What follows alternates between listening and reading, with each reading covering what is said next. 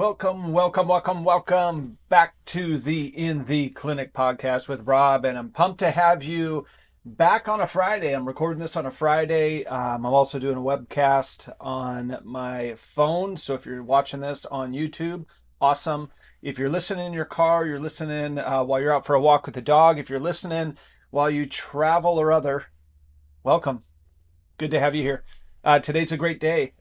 Great day. Sun's shining. We're starting to see the frost starting to come off the ground. It's not having to require me to warm up my car as much, and the snow's starting to recede. So today we're gonna fire away into posture. So if you're looking to get into posture and postural pain, and you want to get rid of that old lady hump that plagues some of us as we turn older in our years, get more mature, then this is the video for you. So for those of you who don't know, my name is Rob Sumner. I'm owner of Sumner Specialized Physical Therapy and Specialized Strength. I really do these videos just to help individuals that are in need, because there's a ton of people out there who are in pain, and I do not want you to be one of them. So if you are interested today in this topic, which is posture and how to get rid of the old lady hump as you age, so you are not resting on the grocery cart while you're driving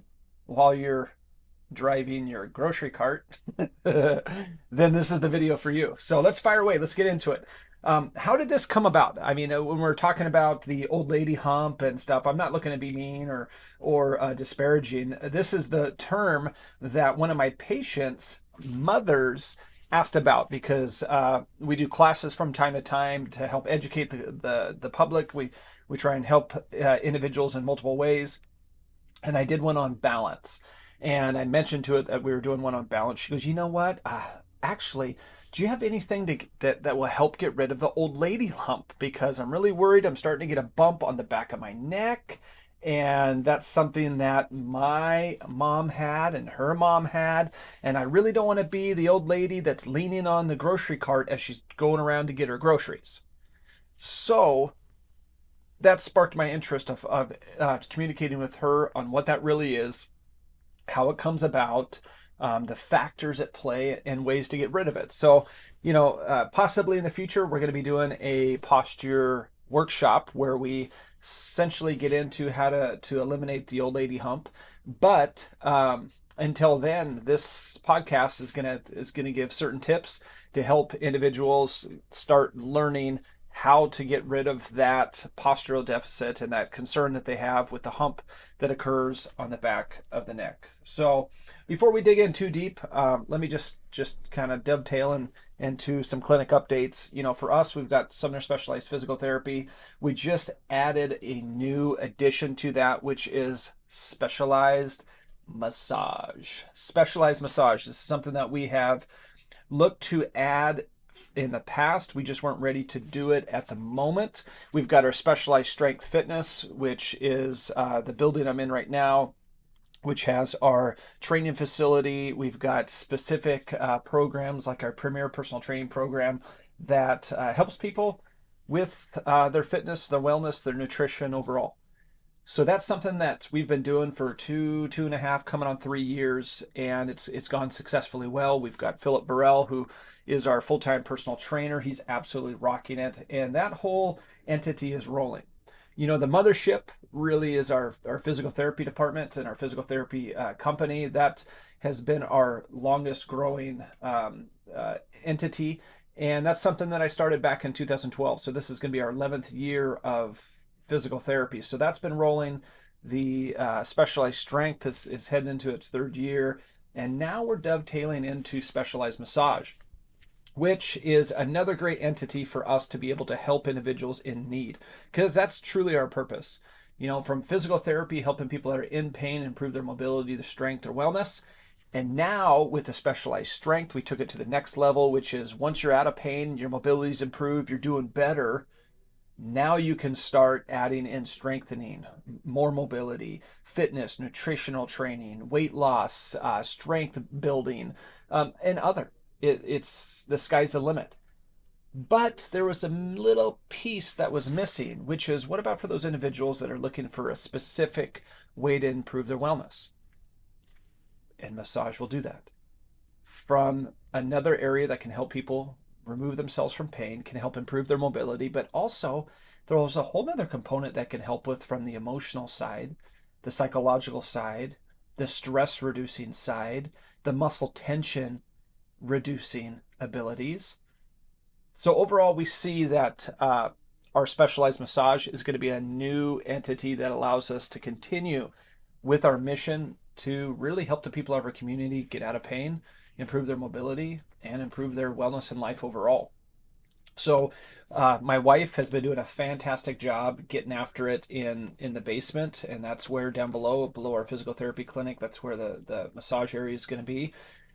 She had the great idea of putting in a relaxation room so people can come up to 30 minutes early before their massage. They get to come into the relaxation room. They have aesthetically pleasing. My wife has gone through and removed all of the ceiling components and put in these draperies and the color tones and all of the touch points from the chairs and the lounges, and we even added a infrared sauna in there as well, so people can warm up their tissues before they even get into the massage. So all in all, we're really creating a whole nother experience for people that can take their wellness to a whole nother level. So Trinity Snyder is a massage therapist that joins us on Monday. So starting Monday, she's going to start going through her training on how to use our systems on the flow and really get everything locked in. So she'll be ready to start treating patients later this week or next week, and we can make the whole thing click. So that's been a fun entity for us to start mastering, getting into, just attacking and any way that we see fit. So I'm excited about it. I'm thankful to my dad as well, who's been down there renovating the rooms, ripping out sinks, ripping out, the baseboards, putting up new molding and painting and just anything under the sun that we might need. He's been jumping into. Mackenzie, who's our operations manager, her husband Kyle, he's been helping us as well, as far as from any sides of the construction side, and really just executing, changing up the rooms to a way that is really conducive for people to enjoy themselves and have a relaxing moment there. So I'm thankful to both of them. Other than that, my dog, my chocolate lab that's a year old, that's been in and out of here. You might see him on the videos from time to time. Gosh, he's been having this weird rash in this undercarriage area that I think we finally started isolating in some of the food that he's been eating. But overall, he's really been battling with that, and it's been red, beefy. We put a whole bunch of different stuff on it. And the little guy, you could see it in his eyes at times where he was just at his end of not really knowing what else he can do to alleviate his pain. Because if anybody knows a lab, they know that labs don't really demonstrate pain a ton. And he holds true to that because he'll hold on to a lot until you can see it's just wearing on him. So, I think we're through the hump on that as well. I think he's getting there. So all in all, the little Bluester is doing well. He's sleeping right now over on my carpet up here in the owl's nest. So crow's nest, owl's nest, one of those two. But let's get fired away. Let's get talking about posture, but not so much posture. Let's talk about how to eliminate the old lady hump, because that's the verbiage that people tend to use when they're talking about the worry. It's not that they're worried about their posture. Nobody ever comes to me and says, I want to improve my posture. It's really because they have a certain problem. They have that hump that's occurring on the base of the neck. They're starting to develop pain that's in the shoulder blades, the shoulders, maybe the front part of the chest. Maybe they're getting numbness or tingling that's running down the arms. Whatever the reason, that can be the cause of posture is essentially the cause to the consequence of those levels of pain. So what do you do? So let's take a step back and talk about the old lady hump. And what we're really talking about is a dowager's hump. And a dowager's hump is that bump that occurs to the base of the neck for primarily women, that you see that is a little shelf that starts to occur. And over time, it starts to lead to a flexed forward-leaning posture and a more pronounced bump. So why do people get this? Well, one of the most common ways, and that's why you see it more in women, is that women are more prone to osteoporosis. And that's just through the changes of menopause. So that's going to lead to more microfractures to the spine. So when you're looking at the bony anatomy of the spine itself, you're going to start getting microfractures in there that can lead to a compression fracture. And that's essentially where the bone of the spine collapses in on itself. And every time that it does this, it's going to change the anatomy of the upper part of the thoracic spine. That's where that bump occurs, and start developing more of a pronounced curvature. So that curvature is starting to create that dowager's hump. But even before we get to osteoporosis, some individuals will start developing a more pronounced bump because of the restriction in their posture. Now, when we think of posture, we're thinking about standing up straight. We're thinking about putting a book on our head so that we're, walking at a tall rate. The shoulders are back and the head's up. And when people usually talk about posture, as soon as you say the word posture, people pop up in their chair and they start standing taller because it gives them a reminder, ooh, I need to stand up. I need to check my posture. But if posture were so easy to just maintain, we would just maintain it all the time. But it's not. It requires us to come up to a posture, a vertical position, which then we have to use our actual muscles. We have to actually use the extensors of the spine. We have to use the scapular muscles that will hold our shoulders back and our neck more vertical. So anytime you're having to use muscles, it's going to lead to fatigue, which then as we fatigue, we curve forward and start to sit in a more rounded posture. So there's a couple reasons why we fall to the mean, fall to the middle. And one is you constantly have gravity pushing down on you. Gravity is constantly pushing down on you. So when gravity is pushing down on you, it's going to lead to some curving. You're going forward. You have to fight off gravity with your active muscles. It leads to fatigue. But there are other factors that can cause you to have more of a propensity to lean forward. And one can be the restrictions on the front part of the shoulders. So over the pectorals, the front part of the chest, the sternum, all the way over to the shoulders, that's where your pectorals are. If you've seen Arnold Schwarzenegger in his youth, you know what pectorals look like. So the pecs themselves, from the pec minor and the pec major, both insert over near the shoulder.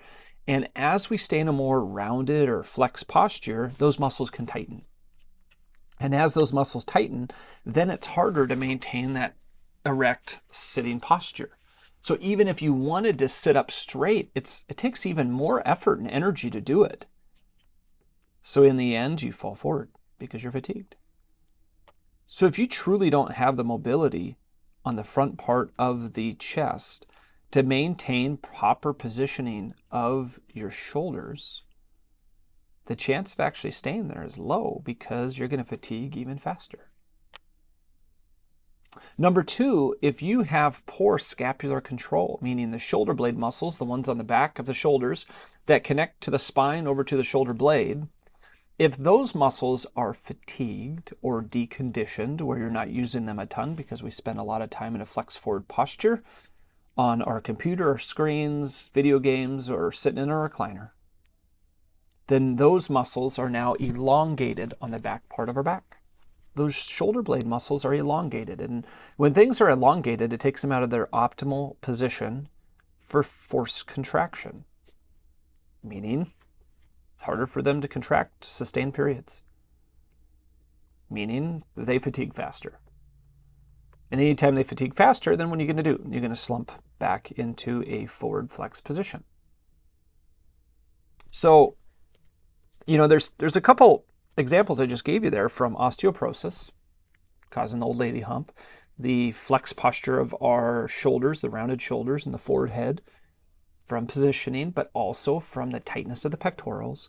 And then the last bit is the weakness of the scapular muscles. So if you're getting weakness to the scapular muscles, that is going to overall make it hard for you to sustain your holds, which everything leads back to gravity winning. That's essentially it. Gravity wins. So for us, we have to constantly resist the impact of gravity. We have to correct our posture. But it's not as simple as just standing up straight and getting popped in the buns with a ruler or something. It's something that we have to be able to maintain our mobility so that our muscles are most efficient and they have sufficient strength or tolerance to activity so that we can sustain those postures for long periods of time without fatiguing. So how do we do that? Well, if you came to me and you had a mild dowager's hump that began and you've got forward flex posture, your hands are turned in, and you have weak scapular muscles, that would tell me a lot. But the first place I would start is starting to improve mobility to the front part of the chest, over the pectorals, the pec minor, pec major, any of your neck muscles that also might affect your mobility to the front part of your chest. We would do a lot of pectoral stretching, doorway stretching, on a bench overhead that would allow you, while lying down, to stretch out that chest. We'd also add a lot of strengthening activities to the scapular muscles. These are the shoulder blade muscles.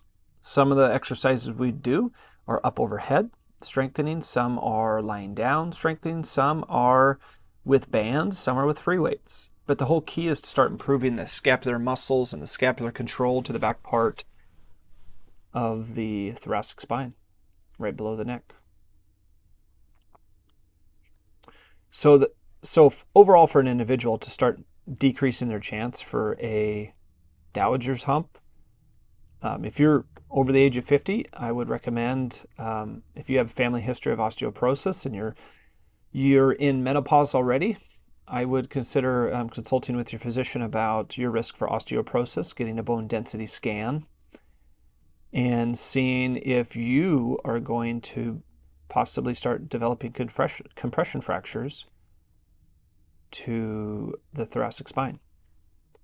Because in your 50s, you can start making changes that will reduce or eliminate your risk for osteoporosis. The best research we have available out there, not just taking Fosamax and those type of things for bone density, but also strength training, weight bearing, structured, consistent strength training can improve your osteoporosis risk, can minimize the effects, and you have a host of other benefits that occur because of it as well. So consider a strength training program. The other part is starting to improve your posture, like I mentioned. Opening up the chest, start stretching the chest wall. Any massage, soft tissue work to the front part of the shoulders, the pectorals, all the way to the sternum. Start elongating those tissues, stretching, doorway stretching, and overhead stretching. And then last component would be the strengthening to the scapular muscles overhead and at a mid-level. So there's great opportunity for people like my patient who said, hey, how do I prevent getting the old lady hump so I'm not resting on my cart in the grocery store? That's how. That's a great recipe right there. And if you're out there right now wondering, well, geez, I don't even know what half the stuff is that he's talking about as far as a doorway stretch and what are scapular muscles? I don't even know where to start to strengthen those. Feel free. Whether you're watching this on YouTube, drop me a comment. If you're listening to this on the podcast, you can leave a comment there as well, wherever you're listening. Also, it has my contact information in there as well. It shoots me an email, and you can give me more context to the difficulty you're having with a possible dowager's hump or other. And I'd love to answer your questions, because helping individuals like you is truly the best part of our day. So all in all, posture is nothing anybody really thinks about, but when you relate it to the old lady hump that requires you to lean on your cart at the grocery store, that starts getting eyes to open. So again, if you are worried about the old lady hump, this is the podcast for you. And feel free to reach out to me to get more context and clarity on any of the exercises or the stretches that you might need to do to make a difference in your life and improve your ability to stand up straighter. All right.